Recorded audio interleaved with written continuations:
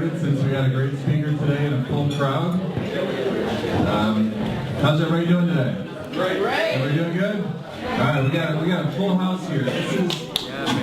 This is lunch in Arbor Marketing. Win to win. I said it again. This is LA2M. Marketing CC's education. from out of town, so he didn't know what the A2 was. The A2 is for Ann Arbor, the L is for lunch, the M is for marketing. But we call ourselves LA2M. We're a marketing education 501c3 nonprofit. We've been doing this for 5 years now, and every Wednesday we have programs here that are free to attend. As you can see here, if you want... Yeah, these mics. If you want... Test. Okay. Step back. Step away from the mic. My goodness. Okay, don't stand in front of that speaker. I'm sorry. So if you want to order lunch, it's only $10, and that goes right to Conor O'Neill's right here. And we pass the hat, so we're old school. So this is Stacy Collett from Dollar Gold Printing, and she is our treasurer. So we pass the hat. We suggest a $5 donation if you have it. This, I don't know what's going on. It's working. Okay, it's working. Great. So this. Not interference, cell phone interference, that's popping up. It's not Okay. the battery, it's not sick, it's Okay. cell phone interference, so. Okay. All right, very good. Thanks, Caroline. Thanks. So I didn't know you were back there. Thank you. Okay, so Caroline fixed it. Thank you. So we are a 501c3 self-supported organization, and we pass the hat. So it'd be great if you could donate today. I know we have a big turnout, so it's a good chance for us to. We don't always get that much money each week, so this would be a good week to get some money in the hopper. And that helps fund our hard costs. It helps us do more programming, free educational programming. We also live stream everything. Roger Rayle live streams everything.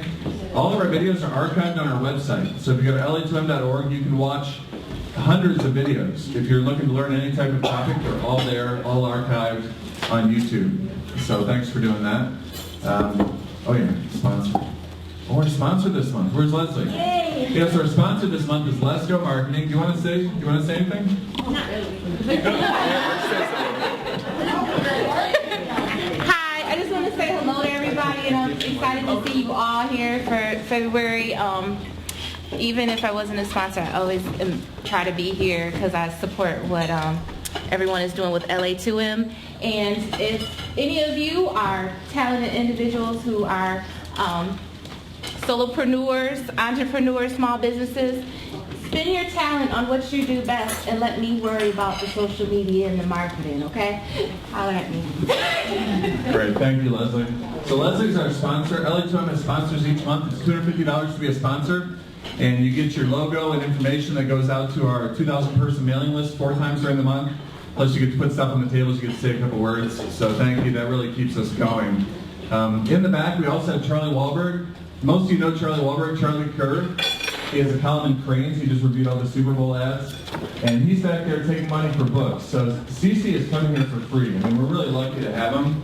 So if you want to support him, which would be great, he's written a couple books, and Charlie has The Amazing Things Will Happen in the back for $10. If you are tweeting, the hashtag is AmazingDetroit.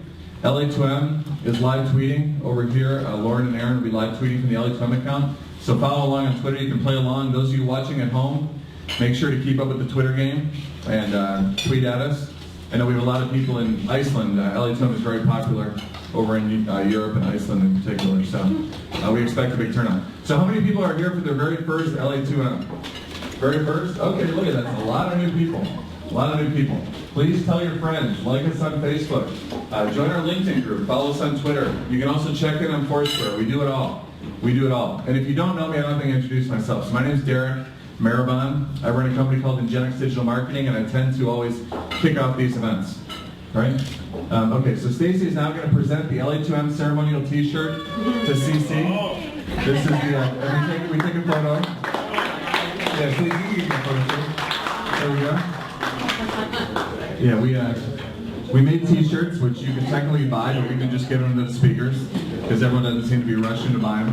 I'm wearing one today, right? They look really cool. Look so wonderful. Yeah, they look great. Stacy wore it last week. So if you do want one, talk to Mary Lou. And am I missing anything? I think that's everything. Okay, so without further ado, our speaker today, CC Chapman. He's someone that I've known virtually for a long time. I was able to meet him at Brand Camp when he spoke in the fall.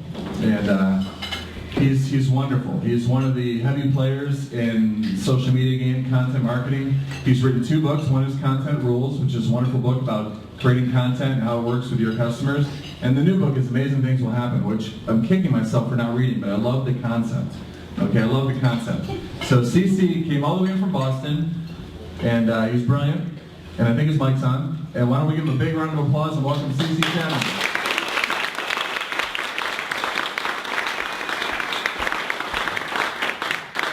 This on, who knows what's going to happen. All right. Hello? Is this on? Yeah. It is? Okay. I'm loud anyway, so I don't really need this, but who knows. All right, first, thank you for having me. I'm really excited. I've never been to Ann Arbor before. Lived in Detroit once or twice before. I will apologize right now. I am off my game today. I'm fighting a bug, but there's no way I was going to miss this. So I've been told hugs are better than handshakes afterwards, so I'm a hugger anyways. But I am going to be a little out of it today, so I apologize now. And all I ask is if I pass out, which I seriously was stressing this morning, I know it's live stream, but don't put it up on YouTube. Can I ask that? I got on path this morning. I said, please, if there's a God up there, do not let me pass out or puke in front of this audience. And it's up on YouTube. So there, I'm putting it all out there because that's how I roll. So I am super excited. This is the first time I've talked about the new book in public. So the last book tour, I kicked it off in Ottawa, of all places. And today I'm kicking it off in Ann Arbor for this book. So thank you. The fact that I kicked both books off in some other town besides my home one confuses me to no end. But that's the way it is. That's the way we're going to do it. That's the way we're going to roll. Amazing Things Will Happen is a real-world guide to success and happiness. I wrote the book because everyone kept asking me, CC, how do you live your life? Why are you always so happy? Why do you always seem upbeat? And I said, I don't know, let me write this book. I also wanted to write it for my kids. I have a 12-year-old daughter. Does this require, is this for the video? Okay, because if this gets annoying, I can yell real easily. All right, because that's going to drive me and you nuts. I have a 12-year-old daughter, and I have a now 14-year-old son. And I want to write them a book to say, listen, here's all your advice from your dad. Here's what I would tell you. I'm going to tell you anyways. You probably already heard me say it, but I want to give it to you. I also want to give it to people because, I'm sorry, we are all entitled to live the life we want to. It's not easy. It's definitely not the fastest pace, easiest way to go. I mean, if you want that, punch a clock 9 to 5. It's easier. It's not as much fun, but it's easier. So I'm going to talk through some of the things that are in the book, kind of highlight exactly my approach to life. And one of the things that I put in the book, because I had a lady come up to me last week at a different event, and she said, all right, can you promise me this is going to change my world? And after I stopped laughing at her, I said, no, of course not. Right, if you open the book, right inside it says, I make no promises. Because I can't. I think all those self-help books that promise you and there's a magic formula are full of BS. I mean, what level crowd is this? Is this PG-13? Is it? Okay. PG-13. Don't move. Don't move. Yeah, me not move. My Italian blood not move, that's bad. All right, so let's dive in. So, this is me. I grew up... Okay. Would you rather use one of these? I would rather not use one. Hold on a second. Can you hear me in the back of the room okay? Think of Iceland. Think of they don't need the microphone for anything. They're hearing that, right? That'll here. Get rid of this. Make it real easy. No more feedback. Yay! We're all good, right? You can hear me. Live stream? Right? They should with a shotgun mic, right? Roger, you need this or not? Mr. Live stream. All right, cool. I can roll this way and I won't be stressing now. I'm just going to worry about staying in the light. All right, so I grew up in a little small town New Hampshire. I had really young parents. They were 18 and 19 when they had me.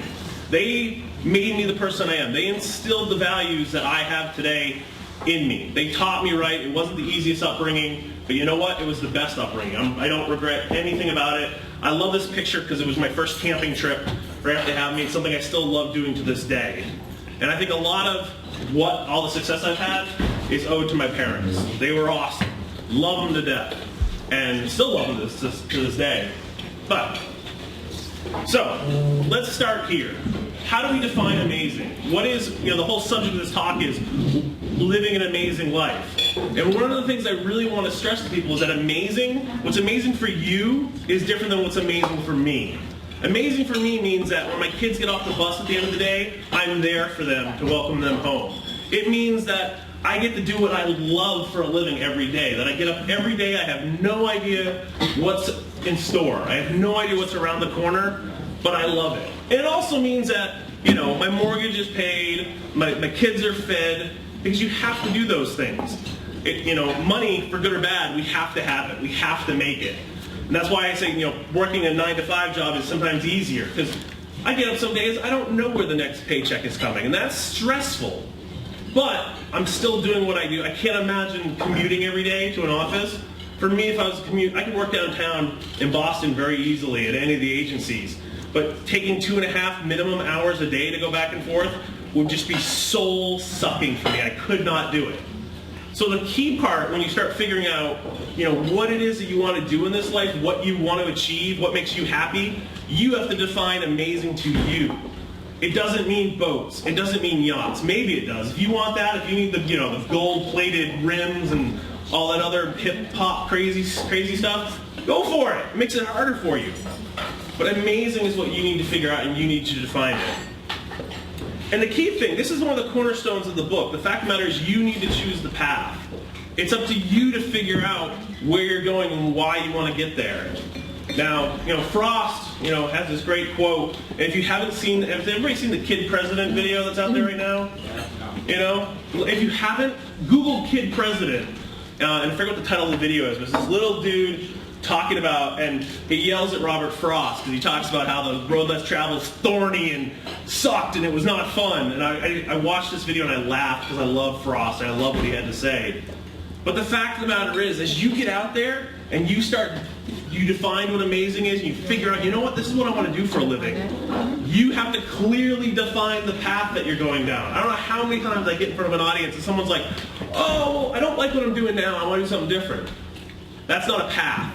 You got to say, like right now, I'm on this strange path where I've just launched a new company, and I don't know how I'm going to get from A to B, but I know where B is.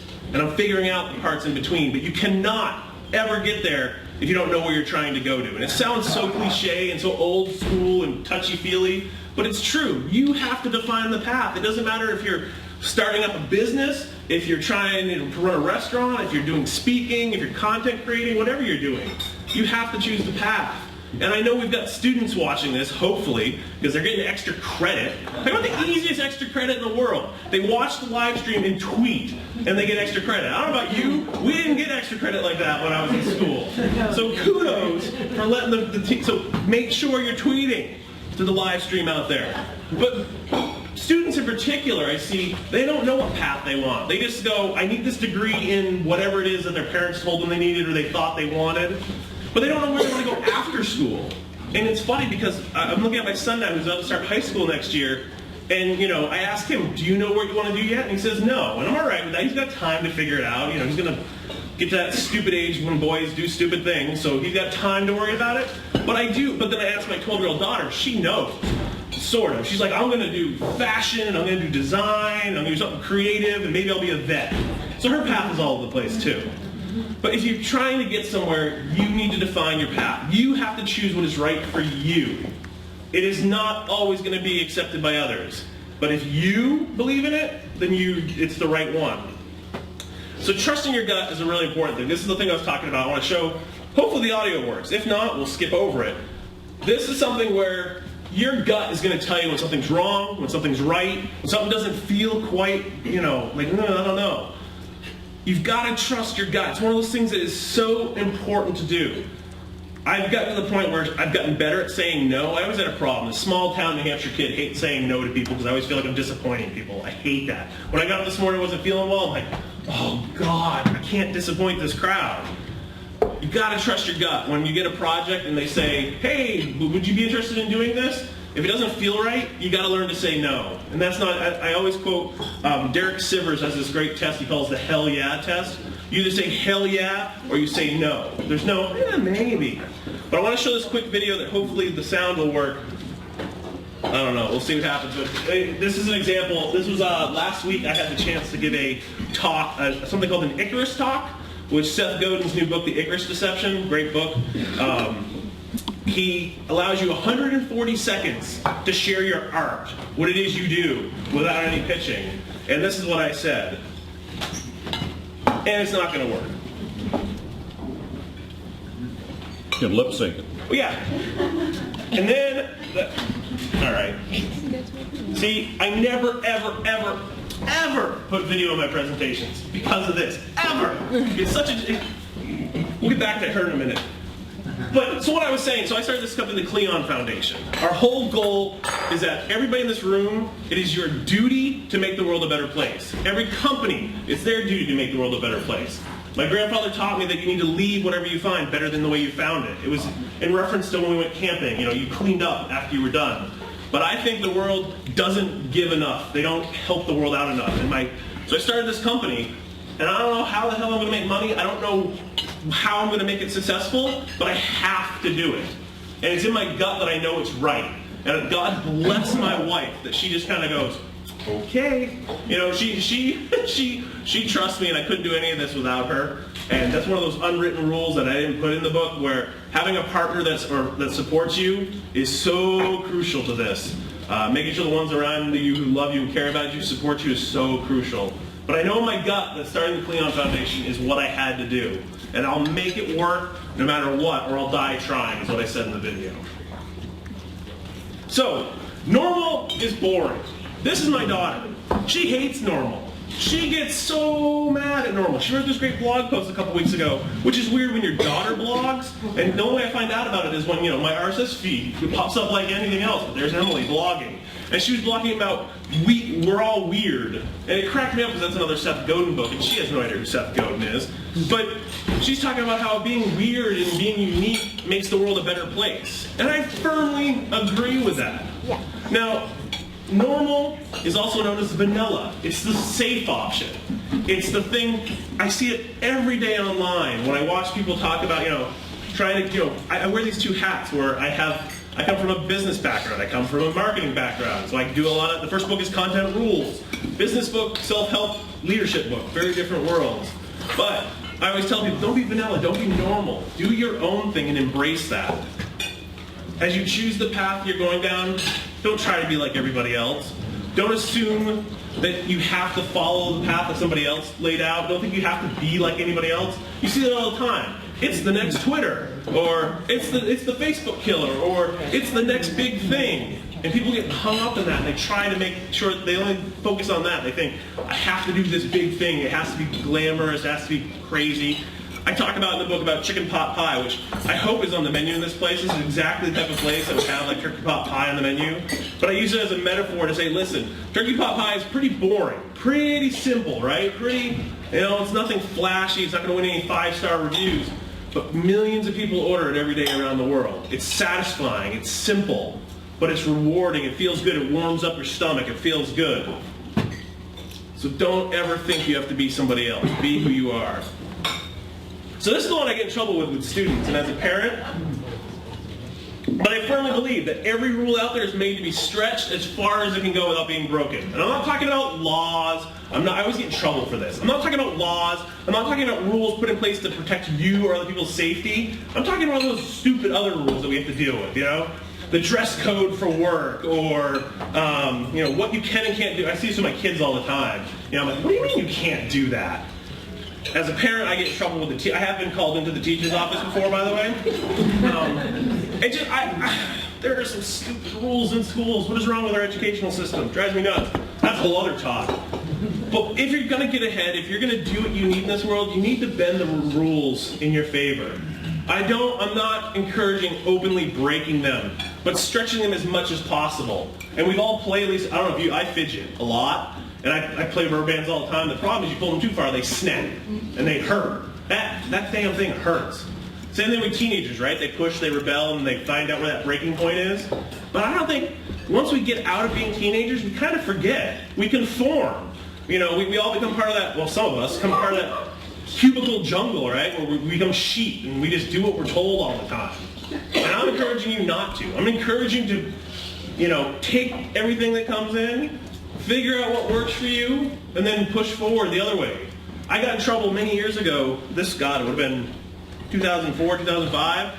I had an employee that she said, hey, Cece, we were doing web development. She was slamming code all day. She said, can I work from home 1 day a week? Now, this was a while ago. The concept of telecommuting was barely on the books yet. But we had the technologists. Yeah, go for it. Yeah, if your performance suffers, we'll have to renegotiate and figure that out. I got yelled at by my manager for being a horrible boss for allowing this. How could I ever allow someone to work remotely? How are you going to know if she's doing her work? She's going to be screwing off. I said, well, I can see her code, and if she doesn't do what she needs to get done. And I got reprimanded for it, and I had to take the privilege away. And that has always stuck with me, because I have a real problem with stupid authority. I respect authority, but stupid authority, just because you have a title and you're higher up than me, doesn't necessarily make you right. It really doesn't, and yet we all fall to that.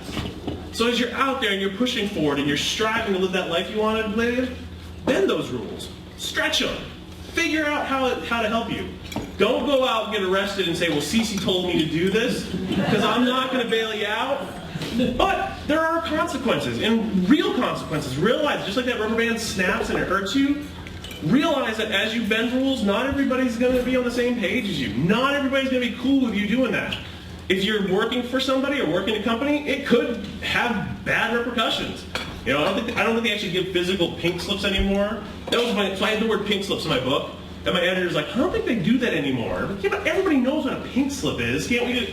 It got taken out. That was a rule I didn't care about stretching. I fought her on other things. But realize that you can push forward. You can bend the rules. You can make them what you need them to be. And never, ever, ever forget the power of friendship. The Beatles were right. With a little help from my friends. And I don't know about you, I have the hardest time asking friends for help. I will help any friend in a heartbeat. But I have the hardest time asking for help. This event came about point blank from me asking for a friend for help.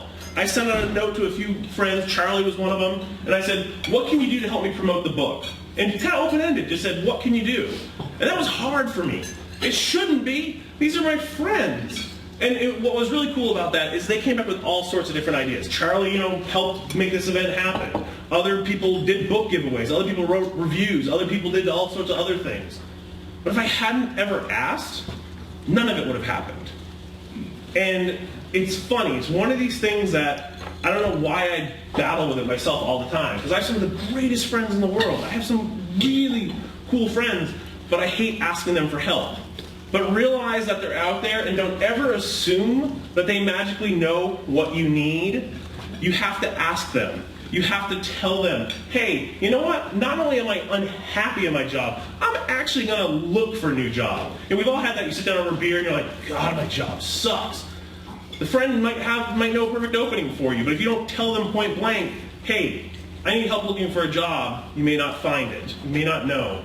So make sure you have that network of friends. And please, for all that's holy in the world, realize that friends are not the same as friends and followers and connections on LinkedIn. I'm trying to get any other term. There's a difference. I usually talk about lowercase and uppercase F on friends. The lowercase F's are the ones online. Facebook stole the definition of friends.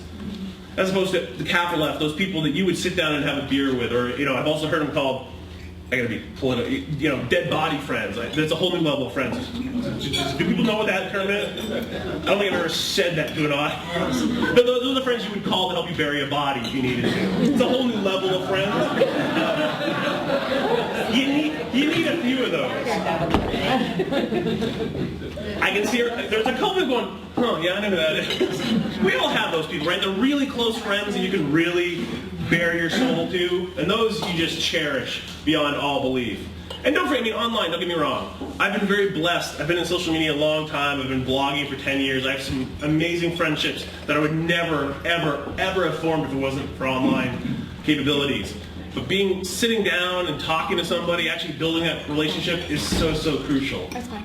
So make sure you value your friends and thank them as much as possible. And it's funny, because if you read the book, I'll tell you a little insider secret, because I didn't even realize this until I just remembered what picture I used.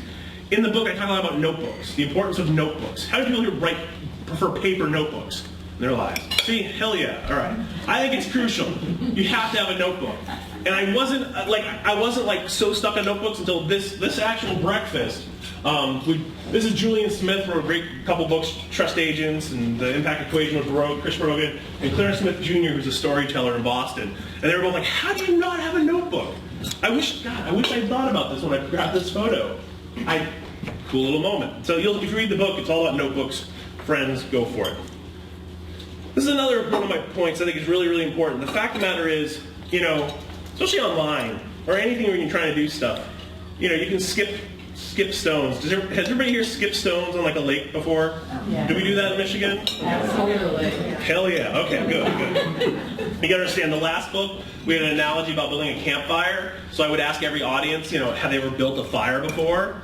And it was, we want to talk about it was, I'm down in Florida talking to a bunch of college kids. They've never built a fire. When I kicked it off in Ottawa, they're like, this is Canada. Of course we build fires. I'm like, I wasn't going to be stereotypical. I didn't know what you know how to do. So I'm glad you know about skipping stones. I had to put instructions in the book because I was worried people wouldn't know what skipping stones were. I mean, I still do it to this day. But the fact of the matter is, as you start going down that path, as you've chosen where you're going, you know what you want to do, you can't be scared to throw that big boulder once in a while, right? Skipping the stones, I sent out a tweet, or I did a little work to go get some attention. That's fine and dandy, we can do that every day. But you gotta think bigger. Think about, when I was laying out this book tour, I was figuring out, okay, what am I gonna do? I had tons of little skipping stones, little things here and there.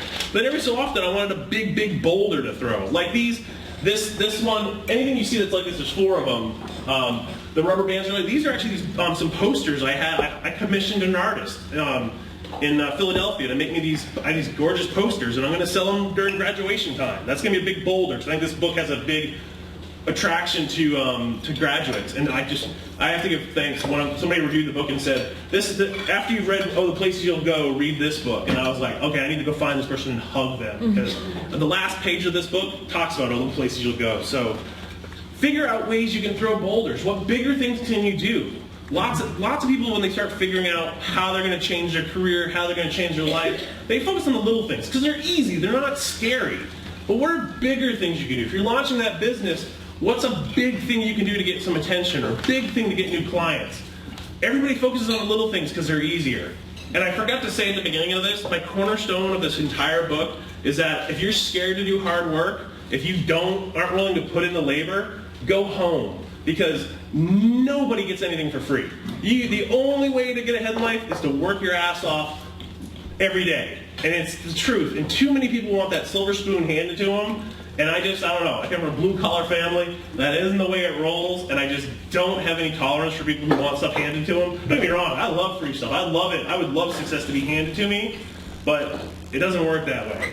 So figure out how to throw some boulders in everything that you do. All right. Seagulls. Are we seagull people here, or do we not like seagulls here? Because I hate seagulls. Hate them. They're annoying. All they do is make a bunch of noise. God, I hate them. But I get in trouble. I get in trouble. I've had some people go, Cece, why are you hating on the seagulls? I'm like, because I don't like them. Sorry.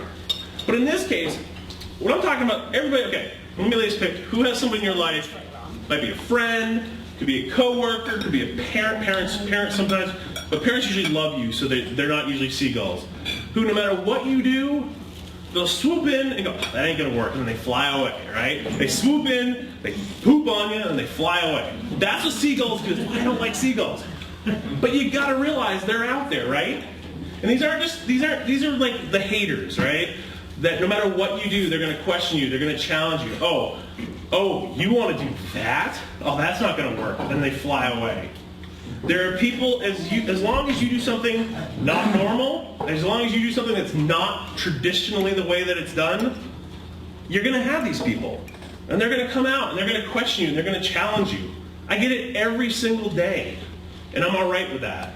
And the difference is, if they care about you, and if they're questioning, are you sure you want to do that? How are you going to pay? My dad, God bless him, was like, are you sure right now is the best time to be doing this? That's different. He loves me. He's protecting me. He's making sure. The seagulls are the people who don't care. All they want to do is bother you and dump on you because they're not as successful as they want to be is usually what it is. and you're going to run into them every day, and they're going to sap the life out of you if you don't learn to ignore them. They will drive you nuts. They're the guy or the girl who swings in and leaves a comment on your blog that just like sucker punches you. You go, oh, what a jerk. And then I had that this morning, and I went, whatever, went on. Brene Brown, another, if you want, don't buy my, oh, somebody knows Brene. Yeah.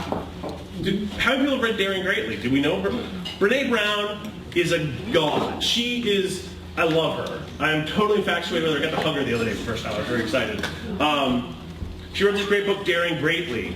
What? You said you lucky dog. Oh my God. It was awesome because I went up and said, I gotta shake your hand. I just need to thank you for everything you've done. Daring Greatly was an amazing book. And she goes, oh, Cece, I know you from Twitter. I go, oh, then we get the hug, right? So yeah. But she talks about, you know, not getting stressed unless they've earned the right to get stressed over them. That you tell your story to people, but unless they've earned the right to bother you, to not give them that power. And that goes right back to the seagulls. And I highly suggest Daring Greatly is a great, great book. It's her latest book. And if you haven't seen her TED Talk, watch it.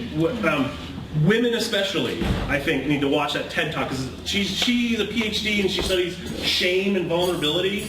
And it sounds like, who studies shame and vulnerability? But, you know, she got on a stage in Houston, Texas and gave this TEDx talk. And now something like 9 million views later, her world's exploded. And she's the most down-to-earth Texan I've ever met. I'll say, even if she is a Hook 'em Horns fan, I love her. But she talks a lot about the seagulls. And it's one of those things that I see people don't listen to this. My dad gave me this great saying, to each their own. If you ever see me say to each their own online or on Twitter, it's me giving a big middle finger without being mean about it. Because it's like, you know what? There are people out there, I wish people had knew this during the election last time. Both sides, I'm not going to get political, but it's like, you know what? You're not going to agree with everybody. To each their own. It's all right. You know, you're not physically hurting me or someone I love. Yeah, it's okay. Go do your own thing. So, little insider, if you ever see me say that, that's me, polite way, just, they valued it, they were enough that I needed to give them a response, but not good enough that I really cared about it.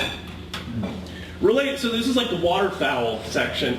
It's the be a duck. This goes right along with this. So, being a duck means you gotta let the water wash over you, right? If you ever see a duck in the rain, it doesn't care, it's still a duck. It's swimming around, it's like, yeah, it's a rainy day, whatever. This is so, and I knew this was a good point when my wife adopted this at work. She manages an x-ray department, and there's certain battles you're going to realize, especially if you work in a corporate environment, or you work in any sort of group environment. There's going to be things that you can't change, battles you can't win, decisions that are going to be made that you just don't agree with. But the sooner you realize, you know what, I can't do anything about that. You know, I don't know about you, but I get really passionate about any job I do. I'm the worst employee because I care too much. You know, and it's like, why'd you make that decision? You know, whatever it is. But I learned eventually that I was like, if I'm a duck, if I just realize, you know what, that decision happened in some boardroom, I can't change it. And fighting about it, getting angry about it, getting stressed about it isn't going to help. I'll just let it wash over me like water and just move forward. It's not easy, right? Especially if you're passionate about stuff. I get angry about stuff all the time. But the sooner you realize, you know what? That's not a battle to pick. I shouldn't pick that one. It's not going to do anything.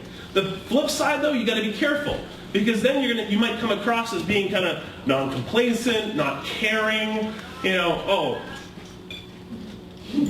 that's cool. Is that a ringtone? That's cool. Oh yeah, I do call out cell phones. I've done that before. I picked up cell phones when they're wrong in the audience, and I love that. So let them ring. It's okay. But seriously, me and my wife, we joke about this because we will actually quack at each other now. The kids have picked up on this lately. At first they were like, what the heck are you doing? But we will quack at each other when it's just one of those situations where, you know what? It doesn't really matter. We can't fight it. It's not going to win. Quack, quack. Let it go over. Scott Stratton talks about, you know, you're not a jackass whisperer. It's the same thing. My son has a poster that Scott sent me hanging up on his wall that says that, you know, don't worry about the haters, you're not the jackass whisperer. It's the same thing. There's going to be people out there that you just can't do anything with, and you just got to let them be who they're going to be. But the sooner you become a duck, the sooner you start thinking like a duck and just letting that dumb stuff go over you. Kind of goes with the seagull, right? I mean, what if seagulls can poop on ducks? I never thought about that. I'll check that. See, this is how my family works. I'm gonna go home and challenge my kids and be like, so do you think seagulls can, or does it wash off the duck? And they'll spend days pondering this. So I cannot wait now. I can't forget that one, because that one will be fun. Sorry. This is the other thing. It drives me nuts that people don't do this. You only want to celebrate the big victories, the big promotion, the new job. Life is a lot more fun when you celebrate all the little things. You know, I celebrated this morning getting out of bed, because last night it was it was very questionable. I was feeling so freaked out last night. I'm like, wait, I'm in Michigan. I can't not do this. But I got up this morning and I was vertical and I'm like, all right, I'm standing. This is good. So that was a small victory. And life is so much happier when you celebrate the little things as well. You know, give somebody a hug. Say hello. You know, you get you're here today. There's all these great people here. You know, who knows if you're going to make a new friend or business acquaintance here. Celebrate it when it happens. And I'm not saying you got to throw a party. I'm not saying you got to, go nuts. But celebrate it. Recognize it. This happens a lot in work, and it drives me nuts. I love how I say work. What I really mean is in offices. Because all you do is, you do reviews once a year. If you're bad, you get told right away. You mess up, you get told right away. Parents do this too, and I'm guilty of it too. The kids, when they do something wrong, they get lots of attention. But when they did something right, praising people is a huge motivator all around. And people, you need to celebrate things. You don't have to go crazy like this dude did. I mean, he's nuts. This was at a concert. I was taking pictures. He's going crazy. But there's all these little moments in life that we're not celebrating. And life is so much more fun when you celebrate all sizes. So please never forget that. Now, work shifting. This is a concept that I think makes people a lot happier when they adopt it. Is anybody familiar with the term work shifting? One. Wow. We got to work on this. The concept of work shifting was coined by Citrix. Citrix makes GoToMeeting, GoToPC, all that stuff. And they created this term called work shifting. And I've kind of adopted because I love it. The concept is you can work from wherever you are. Me, if I got an internet connection, I can work from wherever I am. And I do this all over the place. I mean, I'm on the road way too much right now. But I can work from wherever I am. Not all jobs can do that. But unless you're making pizza, fixing a car, a couple other jobs, because they used to be able to say surgery, but not even that. Surgeons can work shift now. There are some tasks, whatever, I guarantee you, there's not a person in this room, I would love to find this person. There's probably not a person in this room that could give me their job and I couldn't find something that they could work shift. We all have paperwork or crap we got to do on the computer or reviews or files. There's always something in our job that can be done somewhere else than that desk or that cube. And I really think it would make people a lot more happy if you just went out to a local coffee shop or went out, on a park bench to read the papers at lunch instead of sitting at your desk. The concept of doing jobs elsewhere. My wife is funny because my wife, like I said, manages an X-ray department, and she was like, "I can't work shift." Yes, you can. You're not actually taking the X-rays right now. And I talked to her IT department, and sure enough, she could get into the computer. She only does it once in a while, but as a parent, it's a nice thing to be able to do. That she can work from home. Yesterday, I'm on a plane. My daughter's home sick. She could stay home and work shift. Work shifting is very, very important. It's very fun. The technology's there, and it's getting more and more that people are adopting this. And I know some companies are very much against it still to this day. They're like, if I can't see you, I can't know if you're doing work. And that's going to take time to shift. It's going to take time of you saying, I want to do this. Can I do this once? And then making sure you do it well enough that they go, wow, you did a really good job. And let it go a little bit more, a little bit more. The more you do it, the more people will come around. And then you get to work at cool places. By the way, if you're ever in Phoenix, Arizona, go to Hotel Valley Ho. Great, that's where there's no color correction on it. There's all funky 1950s Jetson place. Great hotel. Love working there. So beer and coffee, that's what we're doing here. The concept of beer and coffee goes back to what I was talking about before with friends. You cannot only have online relationships. That was fast. 5 minutes, all right. Sweet. You cannot have online-only relationships. You need, I talk about hugs and handshakes will trump likes and plus ones always, and it's true. Get out with people. I work from home. I worked from home for 6 years. So Twitter's my water cooler. I love Twitter. But I love more sitting down, going to an event like this, seeing people face to face, sharing a meal. And it can be something. The reason why I talk about beer and coffee, usually I talk about the coffee's usually more intimate. Grab it one-on-one. Hey, let's grab coffee. There's not necessarily an agenda. It's like, let's get together and meet each other. The beer is usually more like this, a big gathering of people. But the fact of the matter is, make sure you go out and see people, because you never know where something's going to go. You never know when a simple act, a simple sit down over a meal or over a drink is going to turn into something. I've had it happen over and over again. And it will happen to you too, so do not forget to get together in person. Back to drinking. It's true. This was inspired by an amazing TED Talk by a guy who was on the plane, I always forget, the Miracle in the Hudson. The plane crashed and landed. And it's a great TED Talk, and he was talking about how life is too short for bad wine. And it's so true. I think people who collect wine are idiots. It's stupid. Wine tastes good. If you like wine, drink it, right? And I have wine in my basement. I went to Napa a couple years ago. My wife and I are still drinking the wine we bought there, because, whoops, we bought a lot of it. But the fact of the matter is, we all have that bottle of wine, right, that we save. We're going to save this for a special occasion. Well, why? You don't know if you've got tomorrow. You have no idea if you're going to be around tomorrow. I can walk out that door and get splattered all over the road. Any of us could. The fact of the matter is, have that bottle of wine. Have that good moment with your friends and family, because we don't know how long we've got. And I'm reminded of that every single day. When I see, we all have friends who are, life is really, really short. So make sure you take the time to enjoy every moment. And the next time people are coming over, open that expensive bottle of wine. Because if it's important enough for you to be sitting down and having this conversation with somebody, enjoy the wine. And yes, of course, the wine's a metaphor. I know somebody's going to go, well, I don't drink wine. It's okay. Just enjoy life to the fullest. And please, please, please, please. This was the moment. This was the moment when I had to create the Cleon Foundation. I had to have a choice. So when I talked about beer and coffee, 4 years ago at South by Southwest, I went to a mommy blogger brunch, because I'm a mommy blogger, if you can't tell. I am. I get pitched as a mom. I run a website called Digital Dad, so I get pitched on mommy stuff every day. I went to this brunch for mommy bloggers, met this woman at PBS, fast forward 4 years. She goes to the One campaign, whose goal is to fight poverty and disease around the world. And she sent out one of those emails saying, hey, I started a new job, here's my new information. We've all gotten those emails before, right? And one of the things was, she said, and I'm in charge of the One Moms program. One Moms was this initiative where they brought 10 mommy bloggers to Kenya. And I followed along, because two of my friends went. And I jokingly said, oh, well, hey, congratulations, whenever you want a dad on one of these trips, let me know. And she replied within like 5 minutes, said, you have 6 weeks to get your shots. We're going to Ghana. Let's go. So last April, I went to Ghana for a week. And it changed my world. It changed my world forever to realize that people have to give back in the world. And I'm not saying you have to go to Ghana to make a difference.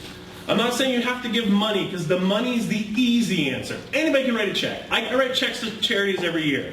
We all chip in when someone's got that fundraiser going on. I want you to give back is your time and your experience. You can do a lot of good for any organization. Find a church group, a social group, this group, whatever it is. Your experience and your time can help out. There's so many nonprofits, there's so many schools, there's so much out there that needs help. Life is much more fulfilling when you volunteer and give back. And the fact that I see so many people not doing that bothers me. It angers me to a point. There's always somebody worse off than you. If you have the time to be in this room right now, eating this food and on your phone, you're better off than somebody. Probably somebody down the street. So don't ever forget to give back. And let me tell you, if you're ever in Africa and you want to have your mind blown, show kids videos of them. That's what I'm doing in this picture. I'm showing these kids, we're out in the middle of nowhere, and I'm showing them videos I just shot of them on the camera. They were going, it was a life-changing event. Finally, I'm going to leave you with this. Go play in the rain. Remember when we were kids and it would rain and we'd go jump in the puddles and it was dangerous and it was stupid and we're going to get shot, we're going to get hit by lightning and we're going to cut our foot in the puddle. Remember all those horrible things? Why did we stop doing it? Life is too short to do something you're not happy doing. It's not easy, but it is so much fun. And I love, it's one of those things as a parent, I don't know how often I have to stop myself, not to say, well, be careful, or, or, you sure you want to do that? Let them go out. Let them go. What's the worst that's going to happen? We all survived. Think about some of the stupid stuff we all did. Riding around the back of station wagons and, seatbelts, what were those? Or helmets on bikes, what were those? Every time I have to tell my kid to wear a helmet on his bike, I require it. But I'm like, we also, and I crashed and whatever. Play in the rain. Have fun. Once you choose that path and you start bending those rules and drinking the good wine, never forget to go out, play in the rain, and have fun doing this, because that's the amazing life in my mind. You're doing what you love, you're working hard for it, and you're having fun doing it. Thank you.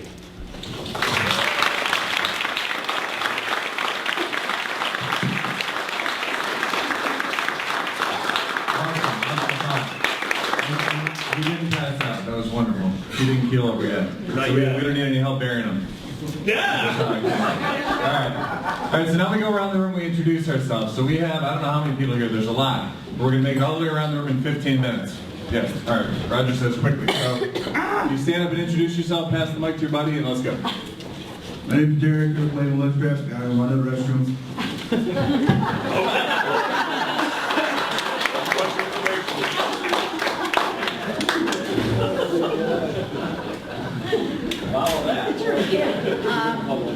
Donnie Gilbert Latham lives strap. Karen Hesselberg, and I'm into health nurse. This dance. Susan Ayer, I'm editor of the Washington Jewish News, and I'm a freelance photographer. I'm Milena, I'm an intern in Indian digital marketing. I'm Karen Miller, and I'm an intern with Reconsider. My name is Ashley Krishoni. I'm also an intern at Ingenex Digital Marketing. Angela Barbash, CEO of Reconsider. We're at the front of the local investing movement in Washington County. Jane Delancey Design for Marketing and Communication. Tom Crawford, I run a mobile app development business called Movable Bytes. Dr. Thomas Blackwell, principal owner of Impel International. Mary Matthews, Digital First Media, which is the Ann Arbor Journal, the News Reporter, all your local papers in the area, and I'm Colleen Kilpatrick, Marketing and Customer Retention Coach. Bob Hoffman, I'm an IT consultant. Janice Milham Images. Hi everybody, Jim Uziel. I am a duck and I hate seagulls. I'm Stacy from Paladin Copy, your local digital print shop. I'm Janice Beaton. I went to the bathroom before the talk started. Thank you. I'm Debbie Burgoyes, Integrated Marketing Communication. Nicole Beatty, I'm a copywriter for Automation Alley. I'm Glenn, and I also work at Automation Alley. I'm Bill Lockwood, and I sell really high bandwidth, and you guys keep tweeting and tweeting because Ed uses bandwidth. Marcel Santis, and from Masco Corporation. Colleen Flynn, sales with Carnival Cruise Lines. Hi, Laura, Sherwood from Ingenex Digital Marketing, and I love to talk to people who are thinking about expanding their marketing into the online world. I'm Nadine Henry, just starting consulting business in cross-cultural management. Baron needs Speedship Media. Charlie Wahlberg with the C.C. Chapman Bookstore. Come see me in. Hi, my name is Jackie Scaliger with Also Relaxing, and I perform a very gentle style of therapeutic foot massage. I'm Mitty Matthews, and I'm working with Google to bring virtual tours of businesses onto the web. Kevin Packard with Foresight Group Print Solutions that deliver. Hi, my name is Shamir Ozeri. I do online marketing. IT consultant. Hi, I'm Bob. My business is Bob Ferran Photography, and I do advertising, commercial photography, and business portraiture. Thanks. Yay! My name is Sydney Hawkins. I'm with the Ann Arbor Area Convention and Movement Bureau.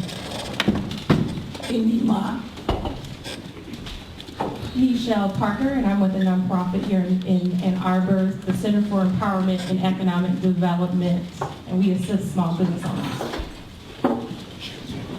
Hi, my name is Jordan Beecham, and I help out with marketing at Dexter Buildings. Hi, I'm Annie Zirkle. I'm a positive relationship consultant, and I work with parents, couples, and organizations to make things better. I'm Barbara Rother, and I'm just a senior that's keeping up with all the social media. My name is Suming Chung. I'm a medicinal chemist. My name is Alyssa Gotch, and I do design and marketing with Career Detroit. Hi, I'm Jeff Reinfeldt, and I'm with Renaissance Venture Capital Fund. Hi, I'm Sarah McEwen. I'm with the Great Lakes Zoological Society. We're a reptile zoo and rescue out on the west side of town. I'm Keith Turson. I am the Business Development Director for the Betty Brigade. We are a personal assistance and concierge company. Hello, I'm Dave Menzo with Move Communications. We do marketing, branding, video productions, and graphic design. I'm Pete Ayers, and I'm a web developer at Move Communications. Hi, I'm Glenda Haskell. I am a career and small business coach. I'm Mark Coley with CTS Companies. Hi, I'm Leslie McGraw with Leslie Social Media Marketing and Training, building our services around the small business in this area.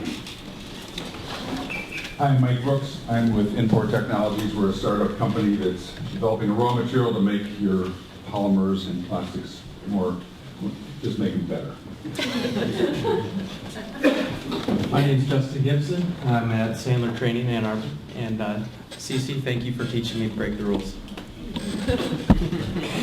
Hi, I'm Rebecca Sweden. I'm a freelance web and graphic designer with Outside Designs. Susan Harris, I'm sure I need no introduction. That was a joke. Yeah. A lot of people know you, but not everybody. Yeah. I'm Roger Rayle. I'm a venture catalyst. I help you make your ideas work. Hi, I'm Erin. I'm a content producer in Gen X Digital Marketing and one of the LA2M live tweeters. Hi, I'm Lauren Schneider. I'm a social media coordinator at Ngenix and also one of the LA2M live tweeters. Sounds weird. Hi, I'm Krisha Hapadika. I'm an intern at Ngenix Digital Marketing and a master's student in public relations, and I was live tweeting for the ECHO internship. Hi, I'm Lily Walsh. I'm a graduating senior at Michigan State and I'm also an intern in Ngenix Digital Marketing. Hi, I'm Mary Lou. I'm the LA2M manager. Really wonderful to see all you turn out today. What a great talk, Cece. Thank you so much. That was informative. I'm Sheila Sanders. I have over 30 years of experience in biomedical research, and I'm transitioning that passion from the bench to the web, and I really enjoyed the talk. It's wonderful. Hi, Bridget Laundra. I am an entrepreneur in training. I'm expanding a freelance business called WordSpare, editing, document, and admin services for individuals, academics, and entrepreneurs. Hi, I'm Eloise Anagnost of Anagraphics, Print and Interactive. I'm Carmen Sherlock from Print Studios, and I'm a commercial editorial on portrait with Arbor. All right, and do you want to say something? I just thought of something, actually. Oh, so my usual thing is I'm C.C. Chapman. I'm a storyteller, explorer, and humanitarian. That's my 3 words. But realizing this audience, if anybody's looking to move to New York or Louisville, Kentucky, I know really cool community manager content creation roles in both those markets I learned about this morning. So feel free to get in touch with me. I just realized that. I was like, with this audience, there might be somebody looking, but both of them have to move, unfortunately, because they haven't embraced work shift. But it's there. Awesome. Thanks, CC. So if anybody didn't get enough CC, he's speaking tonight at Motor City Casino. So bring your money, right, because you can gamble. But they're going to be at the very top of Motor City Casino. That event costs $10. It's going to be really cool. A lot of people should be out there, so tell your friends, come on out there. Yeah, my name's Derek. I run a company in Gen X Digital Marketing. You saw some of my people in here.